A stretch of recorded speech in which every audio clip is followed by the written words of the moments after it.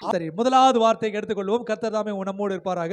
லூக்கா 23:34 அப்பொழுது இயேசு பிதாவே இவர்களுக்கு மன்னியும், இவர்களுக்கு மன்னியும், தாங்கள் செய்கிறது இன்னதென்று அறியாதிருக்கிறார்களே என்றார். ஆமென். இது எந்த சூழ்நிலை கிறிஸ்து இயேசு சொல்லுகிறார் தெரியுமா? சிலுவையில் அடிக்கப்பட்டு ஜீவன் சரீரம் முழுவதும் கிழிக்கப்பட்டு இரத்தம் சரீரத்திலிருந்து வடிந்தோடி இரத்தமும் தண்ணீருமாய் கொட்டுகிற நேரத்திலே அவர் தாங்க முடியாத வேதனை மத்தியிலும் அவர் தம்மை துன்பப்படுத்தின மனிதர்களுக்காக அவர் பரிந்து பேசுகிறவராக இருக்கிறார். ஏனென்றால் ஒவ்வொரு மனிதனும் அவரால் மீட்கப்பட வேண்டும் என்பதுதான் அவருடைய பிரதானமான விருப்பம். வேதம் சொல்லுகிறது, அவர் தம்முடைய சித்தம் அல்ல, பிதாவின் சித்தத்தை நிறைவேற்றும்படியாக தம்மை தாமே அவர் ஜீவ பலியாக தம்மை ஒப்பு கொடுத்தார் என்று சொல்கிறார். ஆக முடிவு பரியந்தமும் அவர் தம்முடைய காரியத்தில் உண்மையுள்ளவராக தன் பிதாவுக்கு காணப்பட்டார். அந்த இடத்துல அவர் என்ன செய்யறாரு?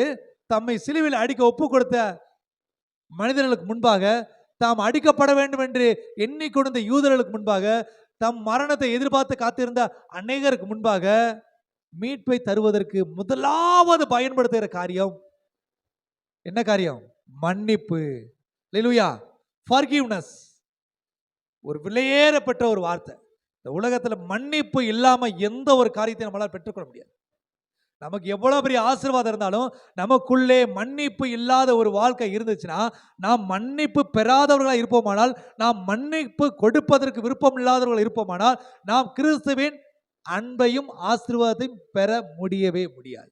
ஆகையால் கிறிஸ்து இயேசு சிலுவையில் தொங்கிக் கொண்டிருக்கும் போதும், மரணத்தை நோக்கி கொண்டிருக்கும் போதும், தன் பிதா தனக்கு தந்தரின எல்லாவற்றையும் செய்து முடித்த பின்பும் வேதனையில் மத்தியிலே அவர் தன்னுடைய நோக்கமாகிய அல்ல, பிதாவின் நோக்கியமாகிய ஜனங்களின் ரட்சிப்புக்கு தரக்கூடிய மிகப்பெரிய வார்த்தை மன்னிப்பு. அந்த கிறிஸ்து இயேசு உங்களையும் என்னையும் மன்னித்ததினாலே நாம் பாவத்திலிருந்து கழுவப்பட்டவர்களாய் இன்றைக்கும் நாம் ஜீவனோடு இருக்கிறோம். ஒருவேளை அவர் நம் குற்றத்தை மன்னியாது இருந்தாரானால், நம் பாவங்களை அவர் நினைத்திருந்தால் நாம் உயிரோடு இருக்க முடியாது. யார் எடுக்க வேண்டாம்? சங்கீதம் 32:1 வாசிப்போம்.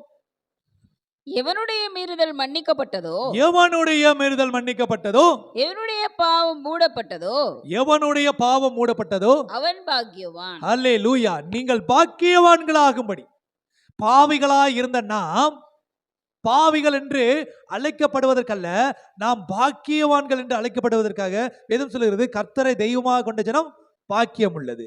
ஆகையால் நீங்கள் நானும் கூட அந்த பாக்கியத்தின் மேன்மையை, அந்த ஆசீர்வாதத்தை சுதந்திரிக்கும்படியாக நம்முடைய பாவங்களை அவர் என்ன செய்றாரா? முதலாவது மீறுதலை மன்னிக்கிறாரா, இரண்டாவது அதை மூடுறாரா? அல்லேலூயா. இன்றைக்கு நம்முடைய பாவங்களை அவர் மன்னியாது இருந்தால் நாமும் பாவிகளாகவே இருந்திருப்போம். பாவம் மன்னிக்கப்படாத இருந்தால் நாமும் எப்படிப்பட்ட வாழ்க்கை வந்திருப்போம்? ஒரு மரணத்துக்கு எதுவான ஒரு அருவருப்பின் வாழ்க்கை வந்திருப்போம். இன்றைக்கு நீங்கள் நானும் கூட அவர் நம்முடைய பாவத்தை மன்னித்ததினாலே நீதிமான்களாக ஆக்கப்பட்டிருக்கிறோம். யாரால விசுவாசிக்கிறீங்க நான் நீதிமான்? அல்லேலூயா. ஆமென். எதனால நாம் நீதிமான்கள் ஆக்கப்பட்டிருக்கிறோம்? சிலுவையிலே கிறிஸ்து இயேசு என் பாவங்களுக்காக சாபமாக அவர் அடிக்கப்பட்டதினாலே நான் நீதிமானாய் மாற்றப்பட்டிருக்கிறேன். அவர் பழுதற்ற ஆட்டுக்குட்டி. லேவியராகமத்தில் சொல்லப்பட்ட வார்த்தை, அந்த பலியை கொடுக்கும்போது அவர்கள் எப்படி தேர்ந்தெடுப்பாங்கன்னா, ஒரு வயதுள்ள பழுதற்ற ஆட்டுக்குட்டியை அவர்கள் தெரிந்து கொண்டு கிறிஸ்து கர்த்தராகிய தேவனுக்கு அவர்கள் பலி கொடுப்பார்கள். ஆக பழுதற்றதா இருக்க வேண்டும். கிறிஸ்து இயேசு ஒரு பாவம் செய்யாதவர். வேதம் சொல்லுகிற அவரை குறித்து பாவத்தை பாராத சுத்த கண்ணர் என்று. அவர் பாவத்தை பார்க்க கூட மாட்டாரா? பாவத்தை விரும்பாதவர், பாவத்தை வெறுக்கிறவர், பாவத்தை அருவருக்கிறவர், பாவத்திலிருந்து தம்மை மீட்டுக்கொண்ட பரிசுத்தமான தெய்வனாகிய கர்த்தர் அவர். ஆனா அவர் எதை ஏற்றுக்கொண்டாரு? சகல பாவம் அடங்கிய நம்முடைய பாவத்தை அவர் ஏற்றுக்கொண்டிருக்கிறார்.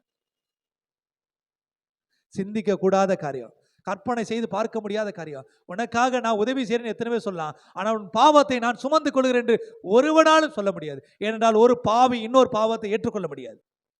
ஒரு பழுதற்ற பலியாகிய கிறிஸ்து இயேசு மாத்திரமே நமக்காக பாவத்தை ஏற்றுக்கொள்ள முடியும். அப்படியா அவர் ஏற்றுக்கொண்ட நிமித்தம் ரோமர் 4:8 சொல்லப்படுகிறது, எவனுடைய பாவத்தை கர்த்தர் எண்ணாது இருக்கிறாரோ அவன் பாக்கியவான். அவர் நம்முடைய பாவத்தை மறந்திருக்கிறார் அல்ல, மன்னித்து இருக்கிறார்.